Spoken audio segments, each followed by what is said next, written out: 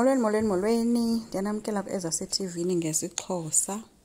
Sizokhumbula uba uMacele noMayeni babethe abayi kuMembeso kaThobile, wathi ke uMangwabe yena uzoya kuMembeso. Ngemini yoMembeso ke sibona uMayeni ebhizi encedisa abantu abathutha izinto ezizohamba zisiwe kuloThobile. Uyabancedisa nje, uthi ke xa sethetha yena ebengenothi sekhona eyadini angancedisi ukuphathisa abantu izinto. Umsele kuthi ke yena ke uyambona uMayeni ubhizi, uyaququzela uthutha izinto. Utheke leyo into ayithi shukuye ngoba unoba uMayeni sesenziswa sisazela ngoku, ngoba ngokwazi kwakhe yena bethe uMayeni akayi, and ke ngoku iyamxaka into yoba bebhizi ancedise abantu abazohamba baye kuMembeso. Ayincedisile futhi ude bedekikizela nokikizela ngoku sebehambile ke uMayeni, engakhombisi ukuba nengxaki nayo yonke le nto eyenzekayo kuloThobile. Qalile iMembeso, kodwa kukhona izingxaki eziye zabakhona. Abantu bakwaMseleku bengakwazi ukungena, oko beme phandle. Umseleku uthe wakhalaza wathi 2 hours iphelile beme ngaphandle bengangeniswa eyadini. Ude wacela umkhongi wakhe bamakaye ayova into yoba kanti kwenzeka ntoni. uThobile ke uchazile into yoba into eseyibambile ngoku butywala obusekhitshini. Ikhitshi lakowabo litshixekile, ngoku yonke into iyamoshakala, zenzeke ngendlela efanele zenzeke ngayo izinto. Ude wabaxelela kwayena into yoba abantu mabaqhekeze ekhitshini ngoba kaloku ngoku akungeneki, utywala obukwamkela indwendwe bupha. Ethi ke ngeke baze bakwazi ukungena ngaphandle komqombothi.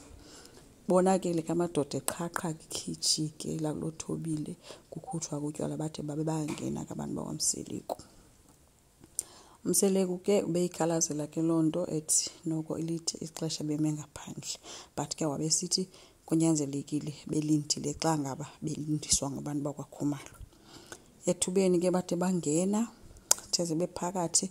uThobile wayengakaphumi ukuya kubo.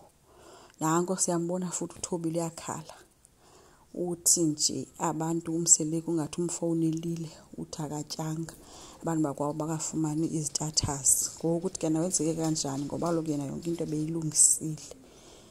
Kwenzeke kanjani into yoba abantu bakwaMseleku abakatyi?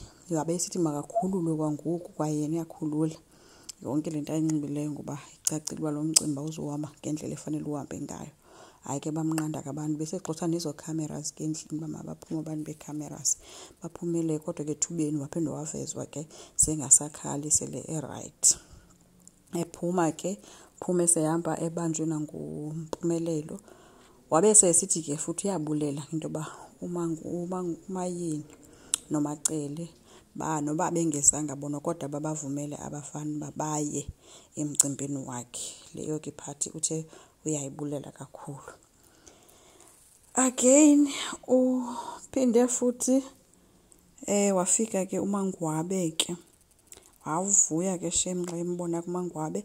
Zonke ke izinto ke beziye zokumnxibisa esembiswa ngabantu bakwaMseleku besombathiswa ke nguMangwabe. And uMangwabe utshilo kwathi ke kuba ke abekho abakhuluwa bakhe kodwa uzobenzela yonke into efanele ayenze.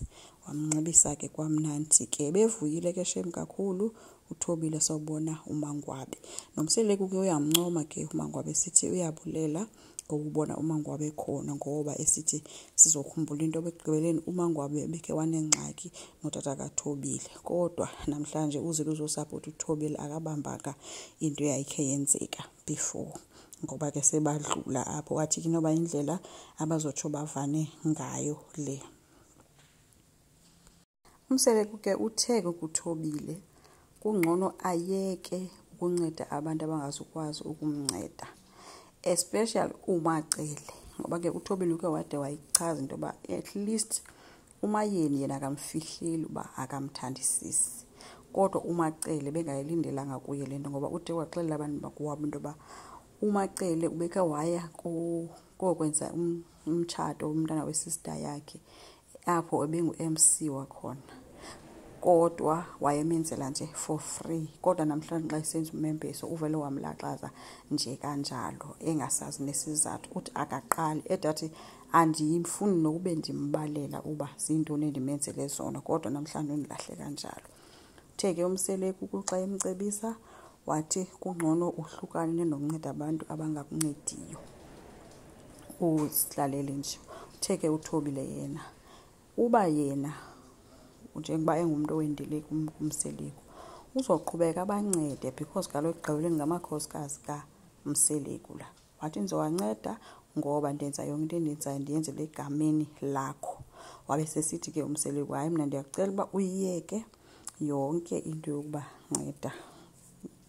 Ebulela ke nale nto esithi yonke into uzawuyenza futhi eyenza egameni labo. So injalo ke bazalwane into yakwaMseleku. Enkosi, ngicela siqhubeke, subscribe, silike futhi. Bye.